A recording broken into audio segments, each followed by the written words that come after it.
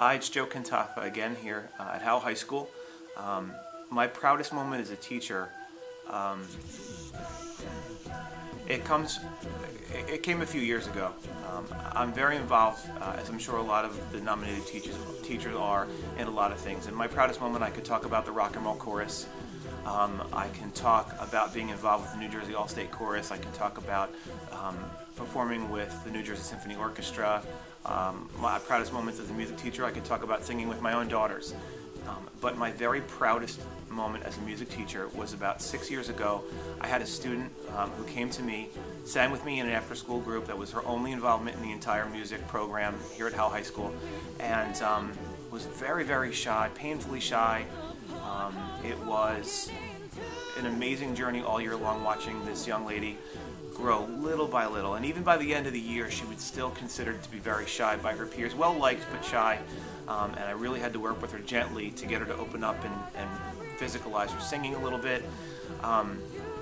It was an after school fun thing for her, and that was pretty much the extent of it, and she had a great time, and that was it. And at the end of the year, so unassumingly, she came up to me and she said, "Mr. Cantaffa, I have to tell you thank you." And I said, "What for?" And she said to me, "Well, I know I'm never going to be a singer. I'm not going to be a professional." And I quickly corrected her. I said, "You're already a singer, and you don't need to be a professional to be a singer and to love music." And she said, "Well, I learned that with you here this year, and I'm just so happy about it." And I said, "Well, why are you so happy about it? I've never seen you this enthusiastic about anything all year long." And she said, "Because one day I'm going to be a mom, and I'm going to have kids, and I'm not going to be afraid to sing them to sleep at night anymore." I have no words to describe how that made me feel, and even to this day how that makes me feel.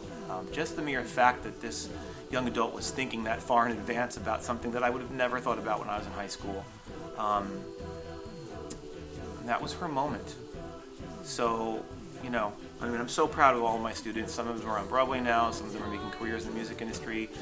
Some of them, this was just a really fun, meaningful activity while they were in high school, and all that is wonderful. But the depth of that moment for me as a teacher is really what a teacher's moment is about. And I'm so proud of the kid, and boy, that was a really nice moment. Okay, so my most challenging moment, my most challenging element in all of teaching, I believe, has to be balance, scheduling and balance, which is probably every teacher's greatest challenge, especially in today's day and age, and especially in public school.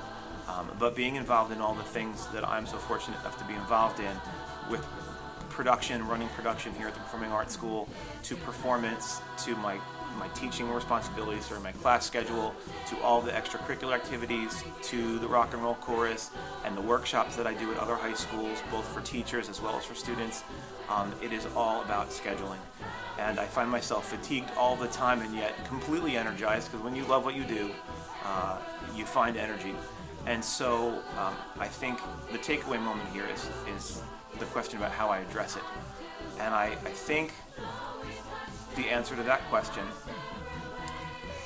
is that I address it by making sure that I understand why, as often as possible, why it is that I'm doing what I'm doing.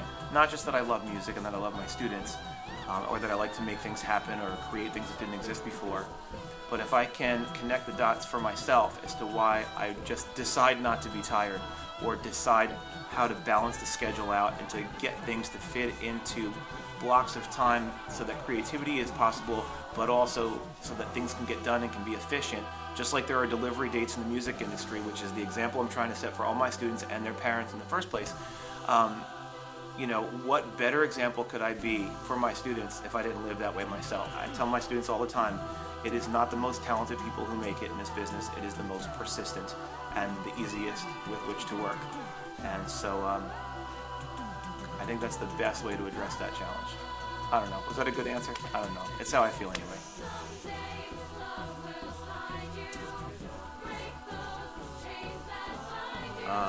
Okay, so unique, innovative teaching methodologies.